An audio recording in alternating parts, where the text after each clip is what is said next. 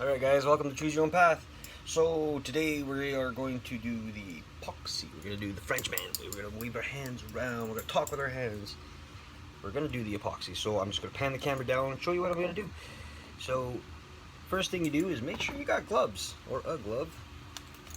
Very important. This stuff is really harsh on the skin and it's hard to get out at best of times. Get yourself a clean container. I'm just using an old medicine container. I got measuring cups, and you want to make sure that your amounts are exactly the same. I mean, if you're off by like a touch here or there, I get it. It's not going to kill it, but you want to get it all in there. If you're going to pour it in there, you're going to spend the money on the epoxy, use it. That's what I say. Today we're using, like we always do, it's the pour-on that I buy from Michael's. And I get it with the coupon. There's usually a 45 to 50% coupon that goes out for Michael's. You know what? It cost me about $27. It don't matter which one you pour in first. You could put the hardener or the resin in first. It doesn't matter to me. I don't really think it makes a difference. Some people might think so. One thing about the epoxy mixing is it has to be warm in your shop or your garage or your house or whatever you're doing it. Very messy, so dispose of it properly. And then there's the stirring time. Now it says on the box usually about 2 minutes to stir. You can go the whole 2 minutes, doesn't matter. Again, I've said this before, you're looking for like a milky kind of substance. You really want to get it all mixed up, all the sides. Give it a good stir. I usually just, until it looks something like where it's got to look, well, let's just do this instead. See, that's pretty clear. That's why you got to mix it. You really want to go one way and the other. 2 minutes of this and you're pretty much set to go. Hardening time, it takes 24 hours to 72 hours for it to harden. But inside of your container, it can set fast. So you really want to get in there and work with it. The first thing we're going to do is we're going to put our eyes. Now, unfortunately, my little guy and my big guy broke. They were really small pieces together, or a big piece and a small piece, but that's okay. We can fix it. Maybe later we'll just figure out a way. So now it's getting to that milky consistency. So I'm just going to pan you guys down again. And I'm just going to show you. And you know what? With these marbles that I'm going to be putting in this wood spirit, you could actually lay the epoxy on the marble. It'll dry clear. Can't speak here, but it'll dry really clear. So what you could do with that after is just sort of spread it around. And you could go on, like I said, you can go on top of the eye. It's not going to hurt it. It's going to set really clear. And that's going to be awesome. Okay, so let's just, let's move this guy over first. Let's just focus on this guy. Putting epoxy on him. Now again, I've told you guys why I put the epoxy on mine. Let's bring it up. I can talk to you. I can look at my ugly face. I just find that it lasts a lot longer. Your items will last a lot longer outside, inside too if you want.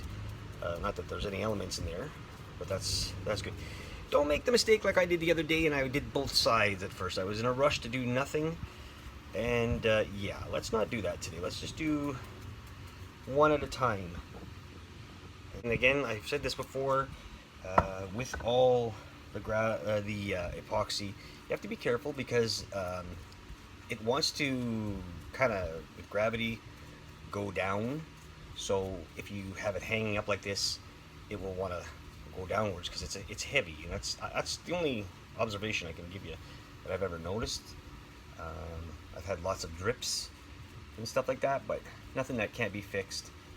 And one of the things you could do after, what I do is I'll let this set for about 20 minutes. And then I will take the torch to it. The torch will get all the bubbles out first of all. It will also also allow for it to, I guess it sort of separates it, spreads it a bit better. Hard to say. I'm not an epoxy expert, but I do use it for, like I said, 99% of my carvings, and I'm quite happy with it. So I will continue using it until I can find another product.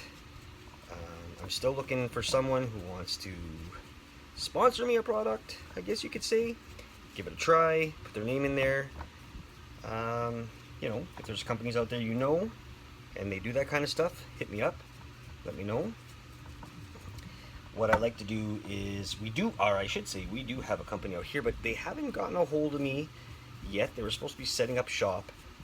Now, I haven't heard from them yet, and again, I didn't go and message them more than I had to, so I'm gonna let them come after me. I'm sure they're a busy company, very well known. They don't need a little guy like me giving them, you know, sponsor or asking for sponsorship, which is fine. I have no problems with that. I only put one on. I have no idea. Stupid. Okay, so try to get in all the little cracks you can. It doesn't spread on its own, only if it's leaking downwards, like I said. So we're not really worried about that. Like I said, it protects it from the elements. I put it on the top, I put it on the bottom. I'm not going to put it on the bottom today or yet, as of yet. And the reason why I'm saying that is because I did it the other day like that. I was in a rush, like I said, and it ended up sticking and making a mess to my carving and to my table that I used it on. So we're not going to do that today. We're just going to go on the sides. And now if it does leak on to the bottom, it will kind of stick to it, which, you know, it's just the way it is. But at least it won't be as bad as getting the whole bottom. Like sometimes it'll leak through like that, or leak on the side, and then you know, just have to kind of clean it up. It's all good. So got a good. I use an old paintbrush, and you know what? Once the paintbrush has been used, it's garbage. You don't want to. I don't know anybody who could sit there and go, oh, I'll wash it out and blah blah blah. You go ahead. I wouldn't. You'll never get this stuff out of it. They're, you know, dollar store. They're $1 a brush. I don't do that many in a day that I'm going to be worried about wasting too much money. I mean, if I was doing probably 10 or 15 of these in a sitting, yeah, I think I would have more of an issue of where I'm getting my brushes from, reusing them, finding some way to do it. I don't know. To me, it's cheap enough, right? So I will go ahead and just do it this way, where I just toss them out after I'm done with whatever I'm doing in the day. So there you go. That's nice and covered, and you can see, like what I say, there's like white on it. Like it's thick, it's milky, kind of. It turns out really nice. It really shines in there. When you take the torch to it, you'll see that will go away. And like I said, I let it set for at least 10-15 minutes before I touch it again with the torch. So this guy, we're gonna say is done, and we're just gonna put him aside. Does this stuff soak in? I think it does, but not enough to. It's not like a stain, where a stain would basically soak in, dry up, and then sometimes you have to restain it. Not this. This stuff, it just basically sits on top of it. It gets into the pores of the wood, and then it sits on top of it, and then it hardens. So again, the reason I use it is because it hardens, and for me that's what I like to see. Sometimes when you have cracks in your wood, you can see there's a crack. Where the hell's that crack? Well, anyway, there's a crack on the top here. Putting the epoxy in there will actually act like a bond, because that's what epoxy does, right? It bonds together, it hardens up, and it'll stay in there, and it will glue it together. And not very many times have things like this ever fallen apart or broken on me, unless I throw it on the ground, I guess. Mind you, my owls had a little bit of an issue, but whatever. And then let's do the big guy. The big guy's next. This guy, a little bit closer here. And we're just going to smother him on there too. And then it really takes it shines, like it makes the the colors of the paint come out really good too. Some people use Veritanes and all that. I think that's what it's called. Verathane, maybe it's called. I don't know. I'm an epoxy guy because I want this stuff to go outside, and I want this stuff to be outside in the elements where it will last. I mean, compared to something that's, you could wood treat everything and it's good, then you got to go back and wood treat it, go back. This one I haven't had any issues with having to go back and do that kind of stuff, so that's what I like about the epoxy. It works that way, works well that way. Get some everywhere. And if you really needed to, you can come back and mix up a second batch if you want, and put some more on it if you're not happy with it. I mean, it depends on.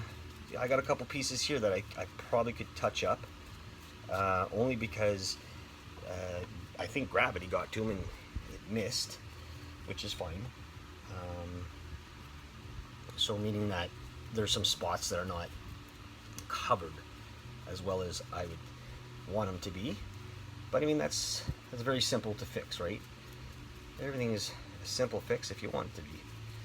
So I just want to get this stuff on there quick enough.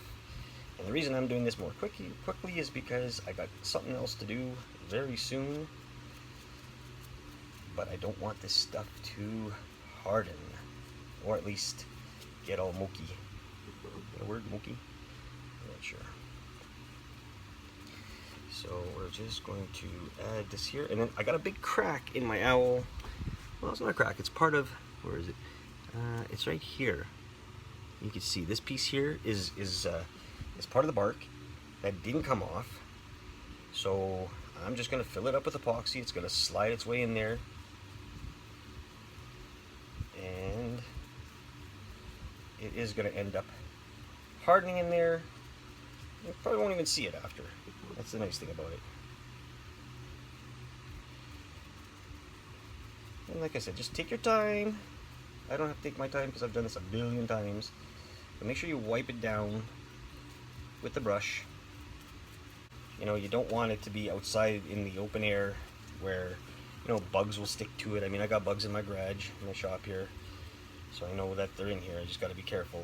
Got to keep an eye on them.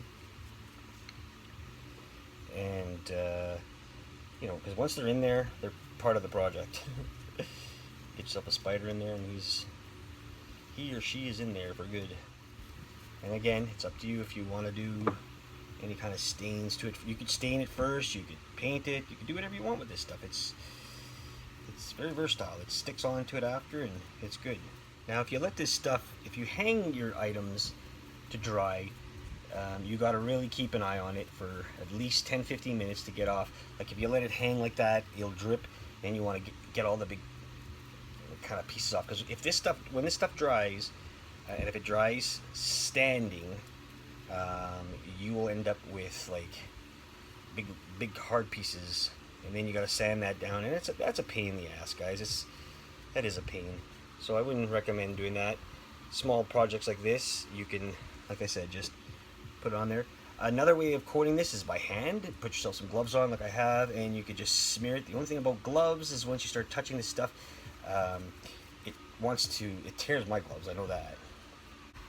Another good thing is to move your project around a bit when it's sitting on something, because if you let it set like I just did the other day, yeah, it's not a good thing. So take that glove off. Again, there we go. We have our epoxy on there. It's everywhere. It's nice and thick. And then I'll come back and torch it, and then I'll show you guys tomorrow, I guess when it dries, what it looks like, right? Alright guys, and don't forget, if you wanted to enter the contest for that last carving I did, even if you watched it and you didn't put your name down, as in you made a comment saying that you're a subscriber or the other 3 things that I asked, I can't put your name into the draw. So don't forget to do that, and good luck. Choose your own path.